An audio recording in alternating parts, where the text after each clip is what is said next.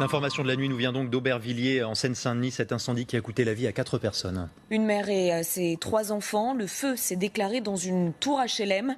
Bonjour Alix Dauge, vous êtes sur place pour LCI. Alix, que s'est-il passé précisément ? Eh bien, il était environ 17h hier après-midi lorsque le feu est parti du 17e étage de l'immeuble que vous voyez derrière moi. Et ce matin, on aperçoit encore les traces de cet incendie. Toute la façade des derniers étages est complètement noircie. Alors hier, une centaine de pompiers étaient mobilisés. Une intervention qui a été très compliquée. Certains habitants étaient en fauteuil roulant et à l'intérieur de l'immeuble, les températures étaient très élevées. Au total, les pompiers ont mis près de 5 heures pour pouvoir maîtriser ce feu. Il était environ 22 heures et c'est à ce moment-là que les pompiers ont découvert le corps carbonisé d'une femme et de ses 3 enfants au 17e étage. 6 habitants ont été légèrement blessés ainsi que 3 pompiers. Alors pour l'instant, on ne connaît pas encore les causes de l'incident. Les pompiers sont toujours à l'intérieur.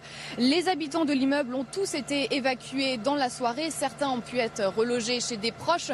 D'autres ont été dans un gymnase qui a été mis à leur disposition par la mairie. Ils devraient pouvoir regagner leur domicile dans la matinée une fois que les lieux auront été sécurisés.